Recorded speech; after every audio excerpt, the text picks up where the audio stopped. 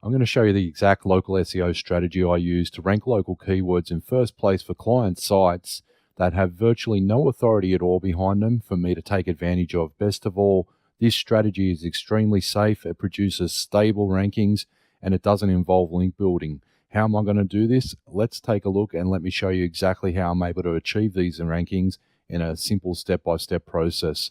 Firstly, let's take a look at a typical keyword here, like asbestos removal Castle Hill. Castle Hill is a pretty lucrative area close to Sydney in Australia, and it's very densely populated, so there's definitely a lot of businesses that would like these results. You can see here that if I do a search for Castle Hill here, or Castle, that virtually every site here is targeting Castle Hill in their title tag. So how is it that I'm able to rank this client's site up the very top here, and it's been in first place for the better half of 2 years now? What's even more intriguing is that, what if I told you that I have the lowest trust flow out of all of these results, the second lowest inbound link count out of all these sites, and the second youngest domain on the entire whole page? Let's just pop open SERPworks and take a look at that. You can see here that the client site has a trust flow of only 3 and an inbound link count of 64 according to Majestic. If I scroll down the page here, you'll see that every single site has a higher trust flow and a higher link count than the client site. The client site also has the second youngest domain on the whole page.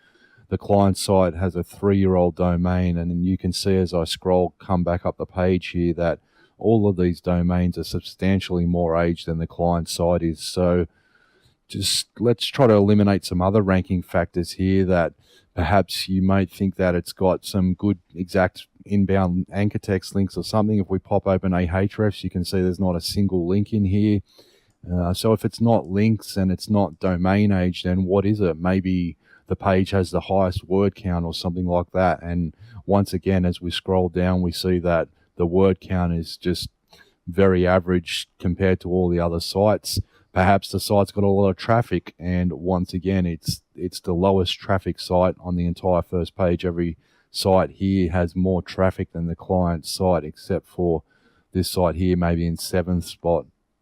So as far as word count goes, it's right in the middle. It's got the lowest traffic. So how is it that I'm able to get this page to stick in the first spot for close to 2 years now without any links, with the youngest domain, and with the lowest overall authority?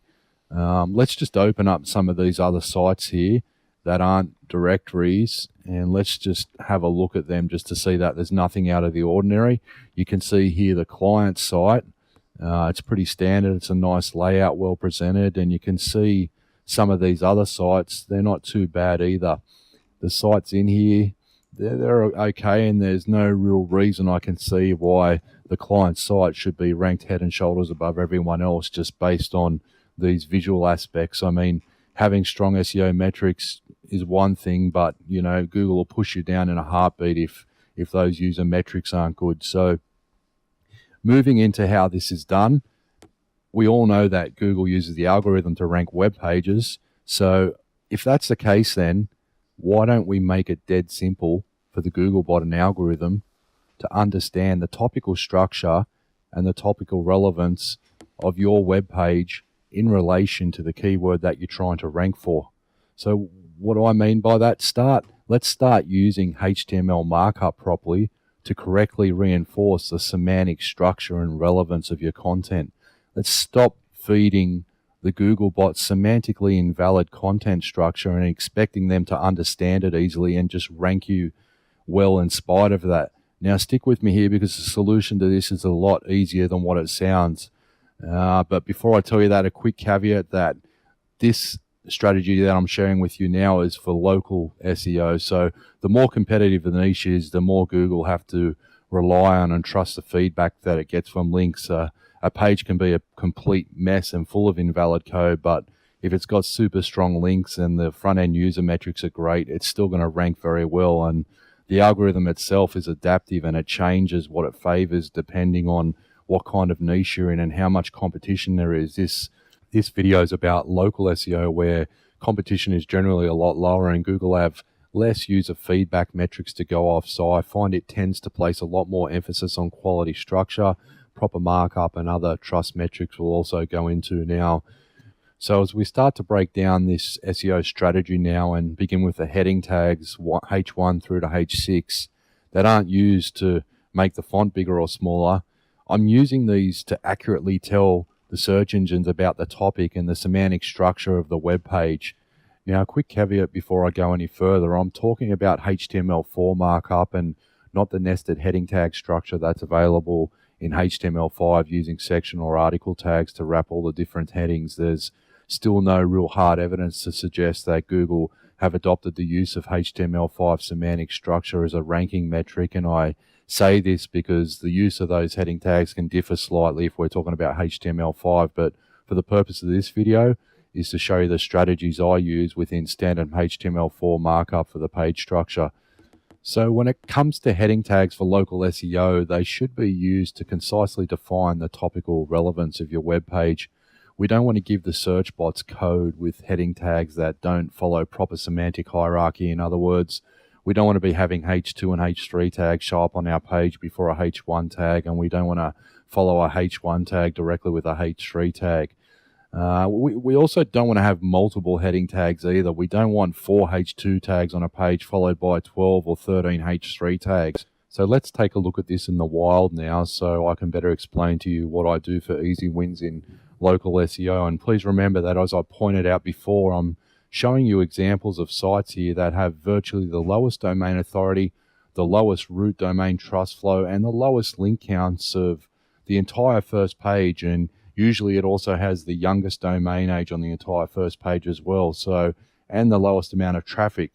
So if we just start at the bottom of the page here and start to look at real business websites and not the directories, you can see the semantic tagging structure on their sites is just a complete mess. This site here in 8th Spot, for example, thought it would be appropriate to include multiple H1 tags and 7 H3 tags, and let's just take a look at the content inside those tags. So we have multiple H1s with an exact match keyword in all of them. In the H2 tag, we have another exact match keyword.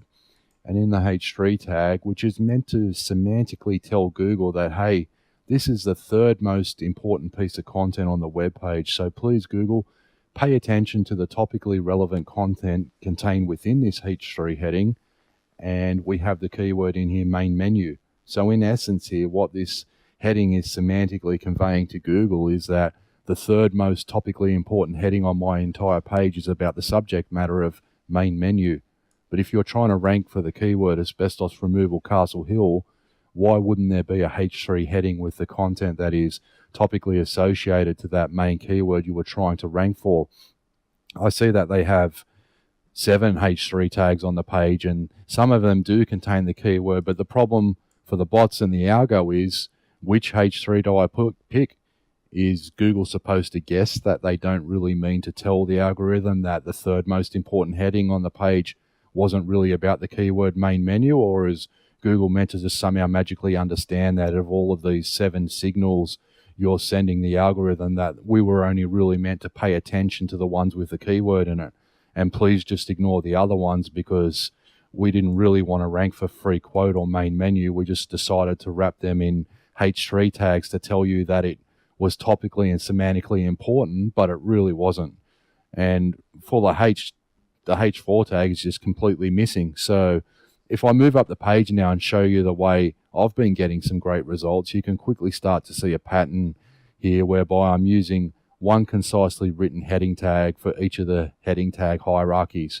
Now, if I show you a couple of those patterns that keep emerging here for different search results and different clients, the same thing is holding true, whereby the client side at the very top here has all of the weakest metrics, but I'm still managing to snare the number one spot for years in a row by just ensuring that the semantic markup on the page is as close to perfect as possible. For a look at another search result here for the keyword asbestos removal Strathfield, again, you can see the client's site root trust flow is only 3. The second youngest domain on the entire page, but this page has been holding the first position for close to 2 years now without 1 ounce of ongoing SEO against it. If we look at another search term for bathroom renovations Blakehurst with a different client site, you can see the same pattern here again, whereby I've just really bettered down the tagging structure, and yet the trust flow metrics are actually the lowest on the entire page. The domain name is a bit older though, it's 10 years old, but the client hasn't done much in 10 years and still only has 85 links against the root domain with a Ahrefs URL rating of only 5. I just want to reiterate that this is not absolutely definitive, but it's been a strategy that I've used for quite a while to snare top place listings straight out of the gate without having to do any offsite SEO to boost the rankings. When I set up pages like this and weight the heading tags with the right keyword density and LSI terms, I'm usually able to rank in the top spots without too much effort for a lot of local service keywords that aren't overly competitive. In saying that, when this strategy doesn't work despite my best efforts, and let's say, for example, the page indexes in position 9 or at the top of page 2, it still makes future SEO work much easier knowing that all of the on-site stuff is completely squared away and you can just focus all your efforts on link and outreach. Here's an example of a keyword like that for you. This keyword is just asbestos testing without any geo modifier behind it, so it's a lot more difficult, yet I was still able to get the client site index at position 7 and 8 on the first page, and he still has the lowest trust flow by far on the page, and he's still got the youngest domain in the entire page as well. So there's a bit more to it than what I've shown you so far. And to make this strategy work, I want to show you how I correctly target the keywords throughout the heading tags on your page, because if you don't get that keyword weighting balance right, and we're using really defined heading tag structure, it's very easy to over optimize. So if we hop over here and we start with the title tag, this is actually the only place where I use an exact match instance of the keyword on all of my pages that you see ranking in those examples I'm giving you. This is the formula that I use in order of its effectiveness, depending on the main keyword, of course. Sometimes you get those really long keywords and there's just no space in the title tag for them anywhere except at the very front of the title tag. But for a normal keyword like mold removal Strathfield or something like that, I would opt to position the main keyword just off the front of the title tag there, like this example in the number 1 spot here. If that wasn't possible due to the length of the keyword, then I'd opt for option 2 here, as I've found this to be the second most powerful position for that keyword.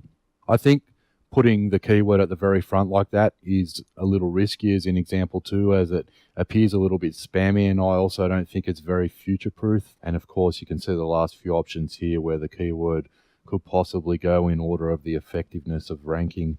Sometimes here in option 3, it's still a very natural way to do it and still quite strong to separate that main keyword naturally like that. And in these remaining options here, the keyword is just moving further towards the back of the title, reducing its importance.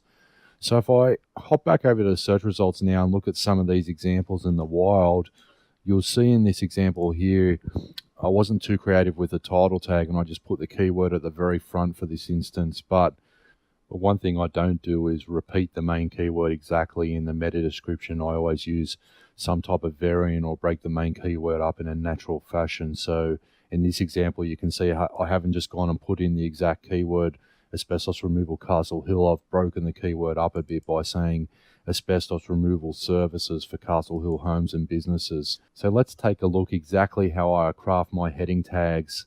Once again, I try to never use the exact match keyword in any of the heading tags. For the main H1 tag here, I use a very close, strong match, but it's always surrounded with other words. So the H1 tag just never contains the keyword by itself. If I take a look at this keyword in the H1 tag for this example, you can see it's certified asbestos removal services Castle Hill. So it doesn't just say asbestos removal Castle Hill, as it has the word certified in it and it has the other words in the middle of it. So it breaks up the main keyword a bit, makes it a lot more natural and less spammy for humans, and best of all, it avoids any over-optimization penalty while still giving you a very good, strong semantic match to the main keyword.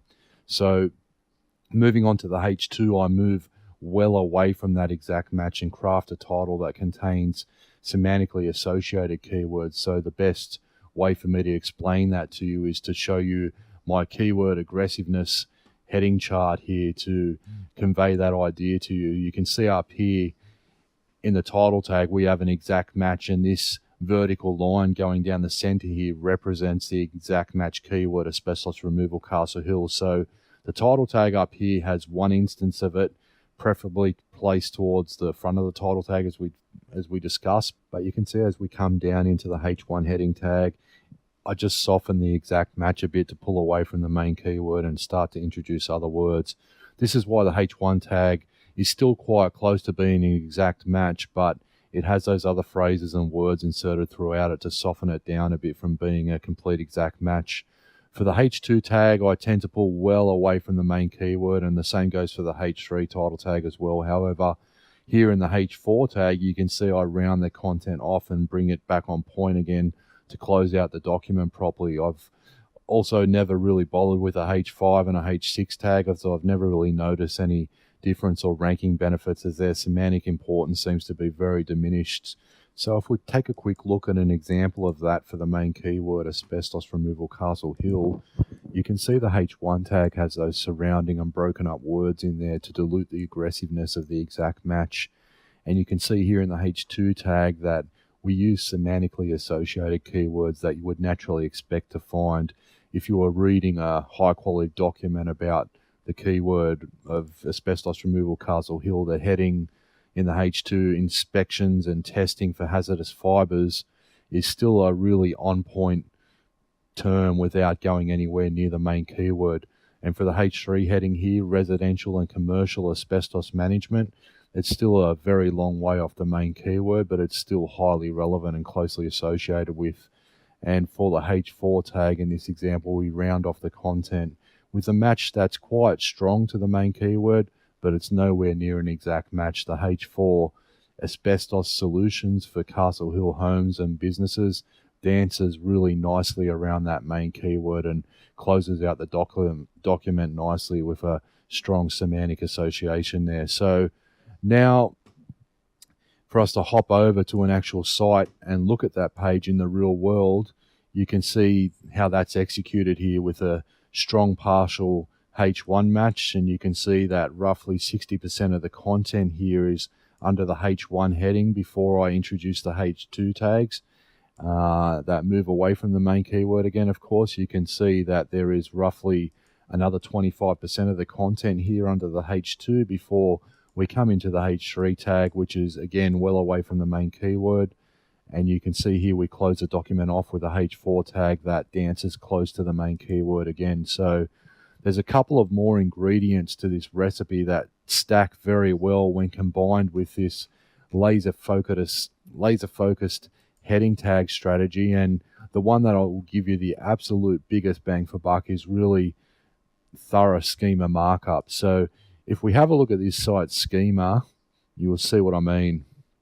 Now there's really no excuse not to have this schema on your site. For the schema, I use a service called Schema App, which allows me to create really strong and complete schema markup. If I take a look at the markup here on the site, you'll see it's really extensive and it covers off on every possible schema element I could include. Especially important down the bottom here, we've got the geo centers of the business and the service area properly specified as a geo circle with a diameter of 50 kilometers.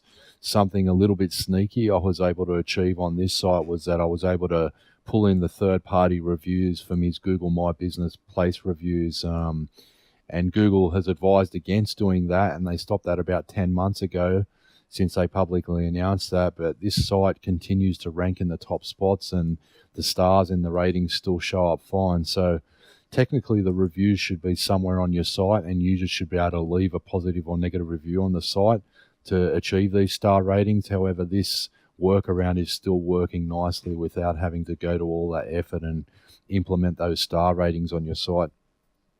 And that brings us to the last ingredient I use to snap up these easy local rankings with virtually no linking, and that is having all of the information about the business completely transparent and available in the footer.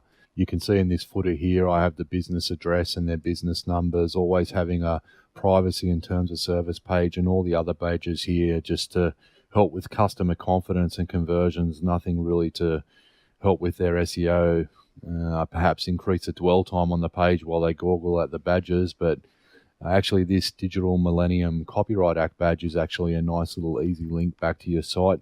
When you sign up for a free account and put the code on your site, you'll get a nice little do follow link here, as you can see.